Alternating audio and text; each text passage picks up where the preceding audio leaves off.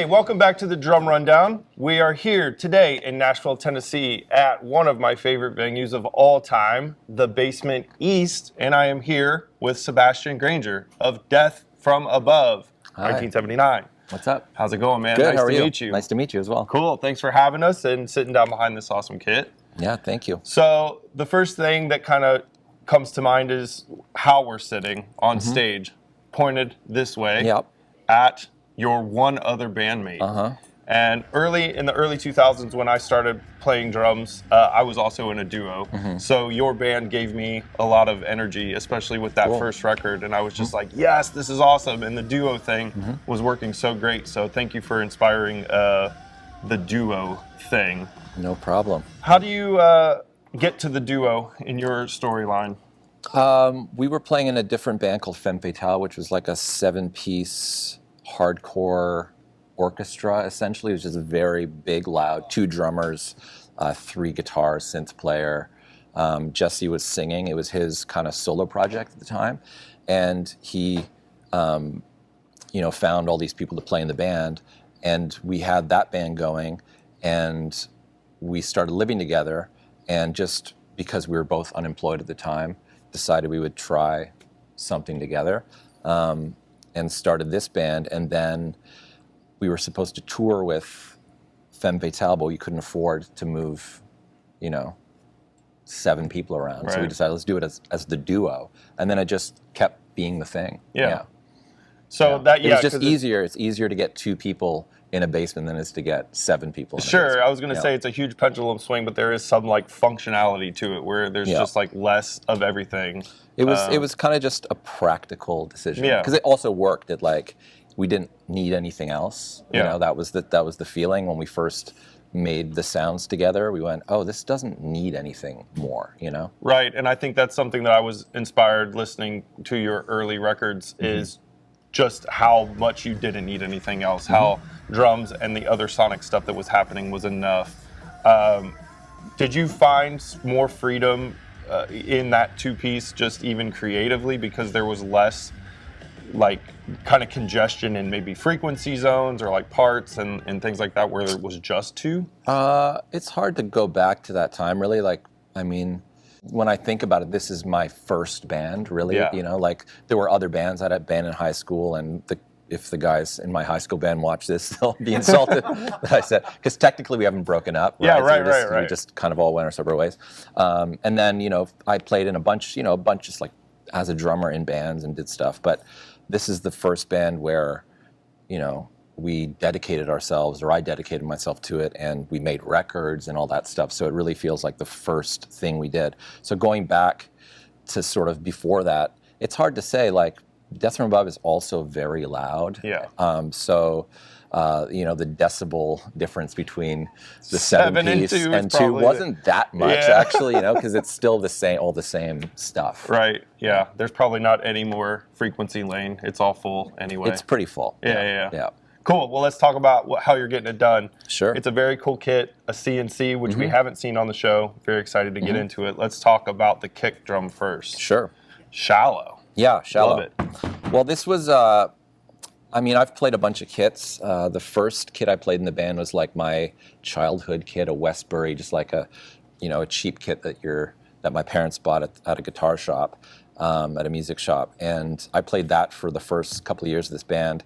And then I started playing a Gretsch kit, which was, just a standard, like 22-inch, like a standard rock kit. And then when we started playing again in 2011, I borrowed a friend's kit. We were playing South by Southwest and then Coachella. And I borrowed my friend Dave Hamlin's, he played in a band called The Stills before. And he had a CNC acrylic kit, kind of like a Vistalite setup. And so I borrowed his kit to rehearse on, and I borrowed it for those shows, and I really loved it.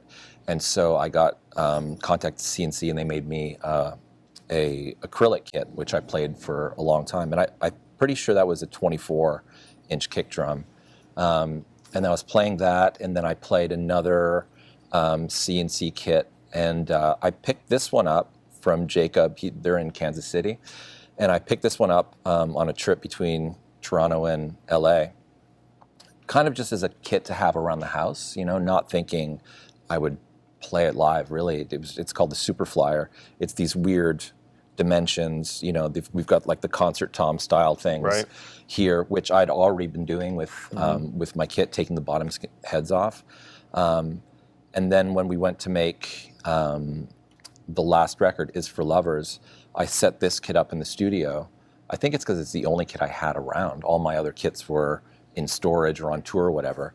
And I started recording it, and it sounded so cool that I made the whole record with it. And then when we went to play the record live, I figured, why not, you know, use the same thing. I didn't think it would work. It's also like I've got these little like DW like thin stand. Everything's like very these are the 6000s, right? The like retro kind of throwbacks. So. Yeah, exactly. Yeah. So everything is very like, you know, kind of precarious and flimsy for the kind of music that we play. You know.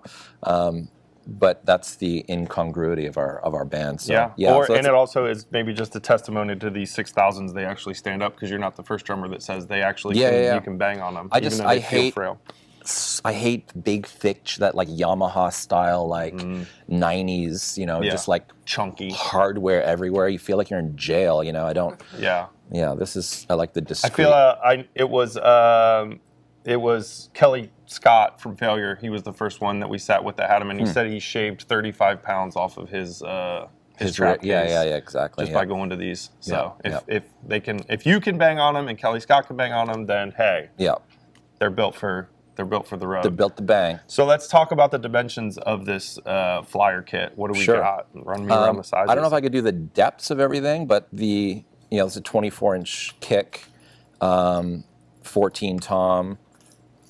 18 floor tom. We'd have to get the tape measure out to measure the. We'll get there. We'll put it in the description box. And then this is an old Rogers snare that came with a different kit that I have as well. Yeah.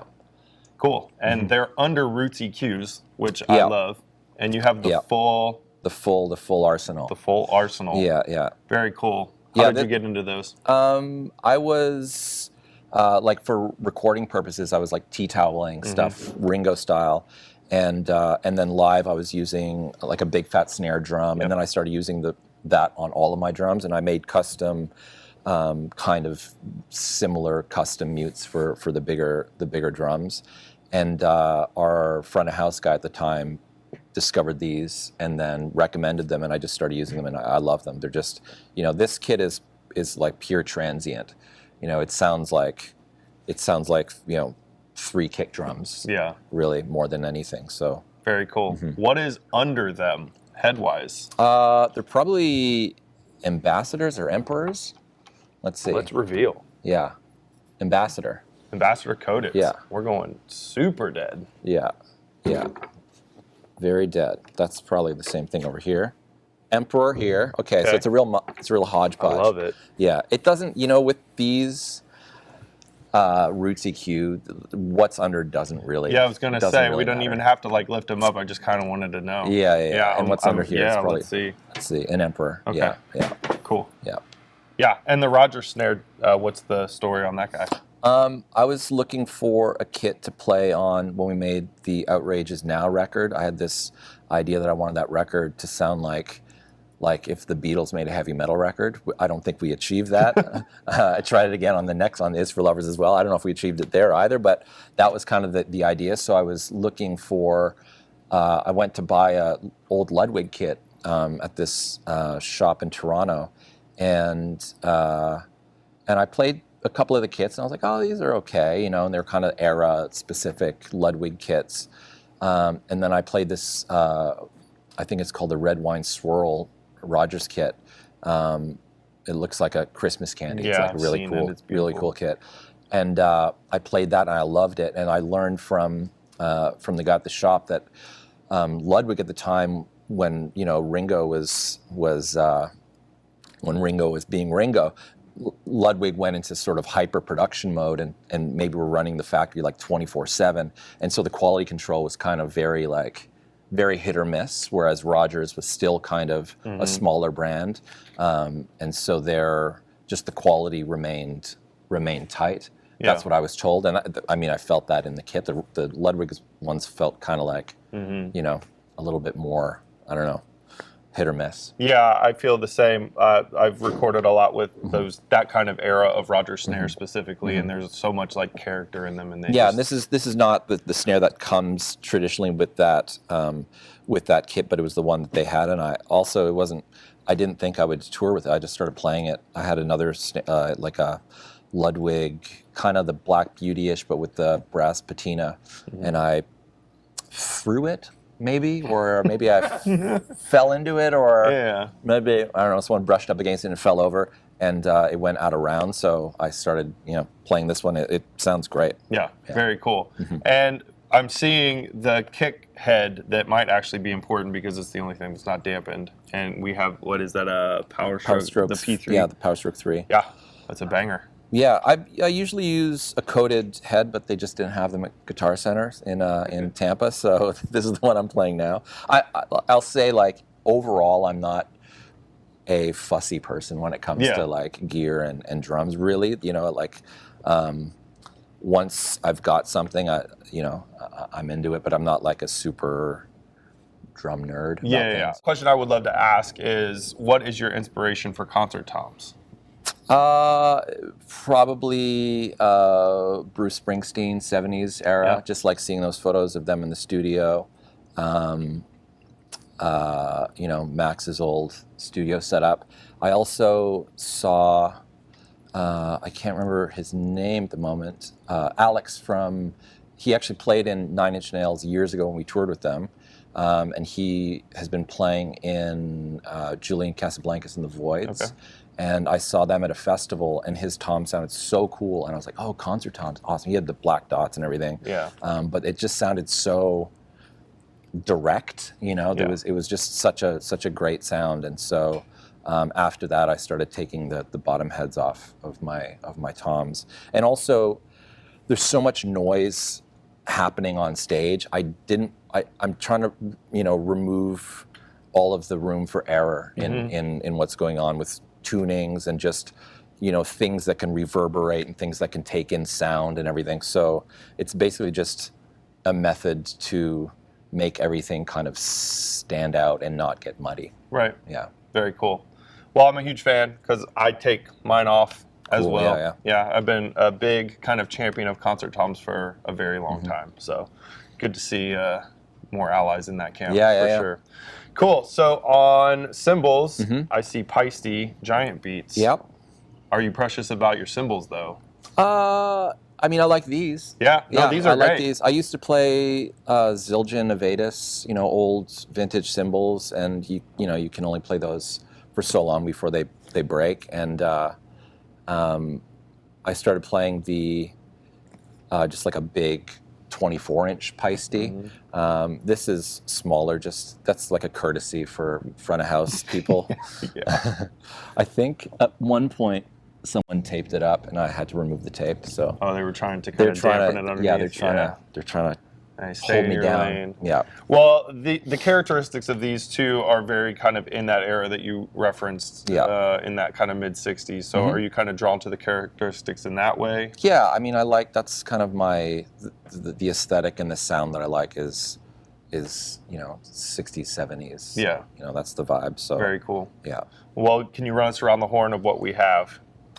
With these cymbals? With the sizes at least. I'm pretty sure these are 14s. 14? Yeah, 14, and this is a 22, and this is an 18 maybe? Seems about right. Yeah, I think that's an 18. Yeah, we'll measure it later when we're measuring take the tape measure. The depth of the, Definitely gonna of the kick drum, because we're going to get asked what it is. I'm going to say it's 12. That's probably a 12. It might be 14 though. Might be 14. We'll see. I'm going to put it in the description box for sure.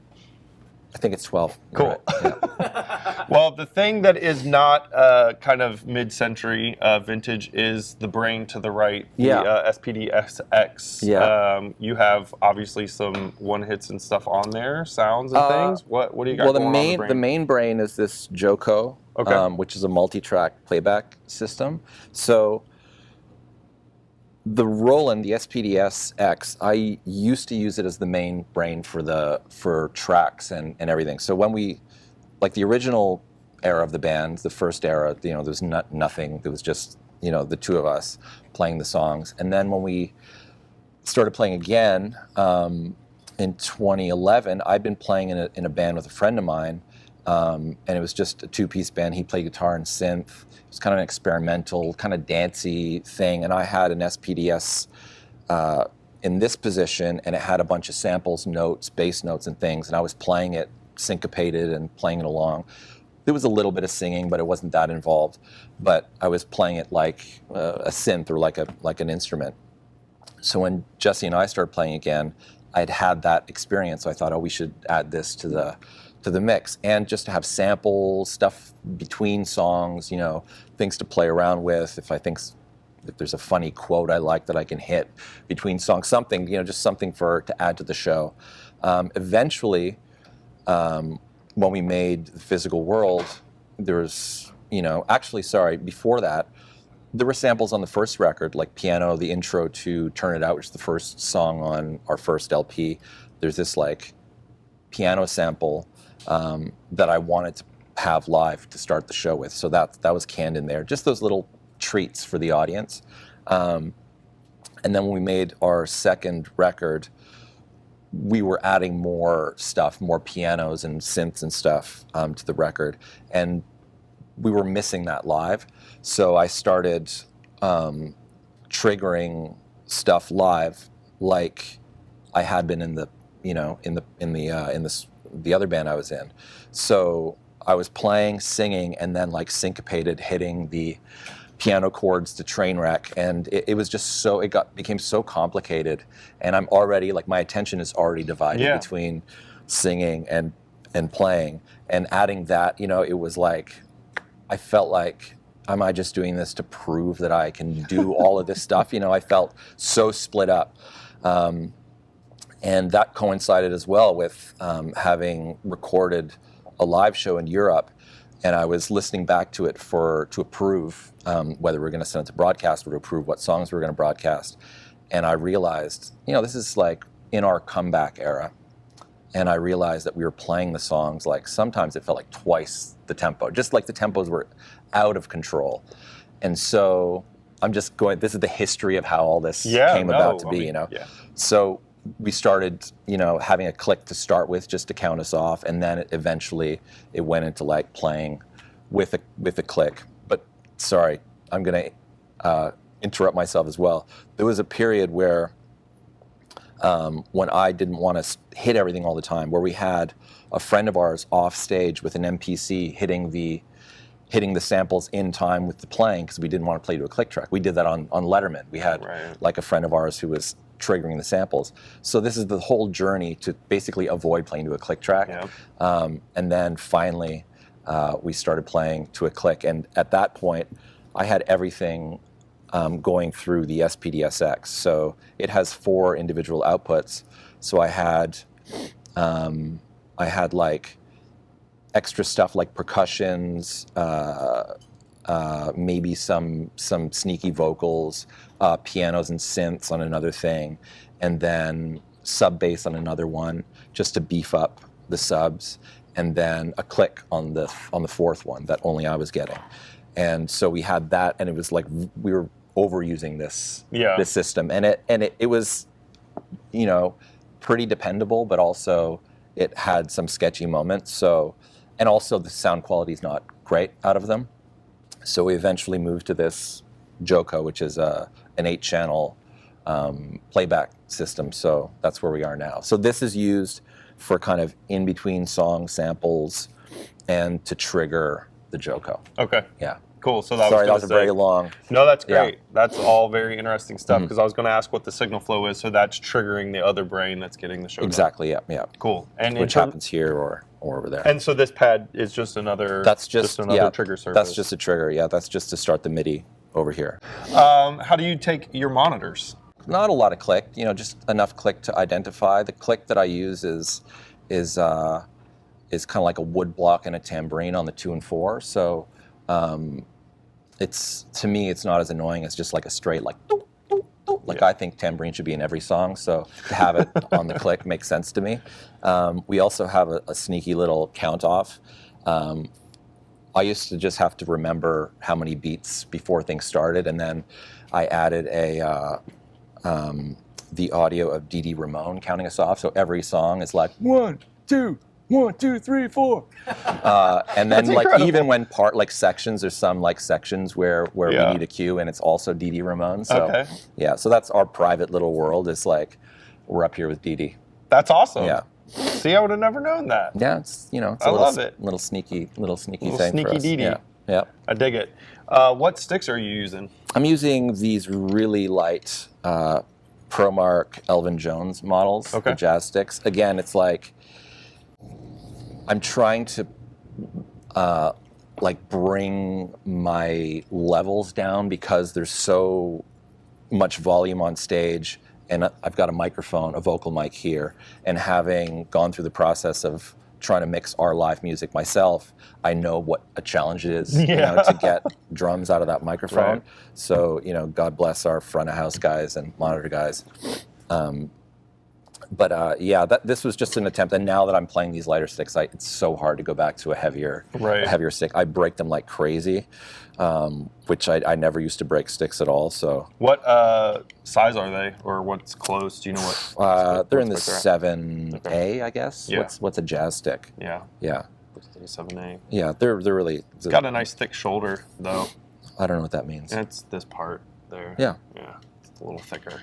Those are cool. We'll put the specs in the description box along with the depth of the I would like to get a custom, maybe like an oak version of this or something. Say it right to the camera. Hi, ProMark. Our sponsor for today. I would like to get custom Elvin Jones, Sebastien Grainger oak sticks. Thank you. Thank you. Cool. Well, that sounds awesome. I think they're going to send them to you. We know some people. We'll put in a good word. Nice. Thank you very much for sitting and talking with me today about this very cool kit. Hopefully you got all the info you need. I think we did. Cool. Very cool. Well, it's nice to meet you. Nice to meet you too. Sebastien Grainger of Death from Above. This has been the Drum Rundown. We will see you on the next one.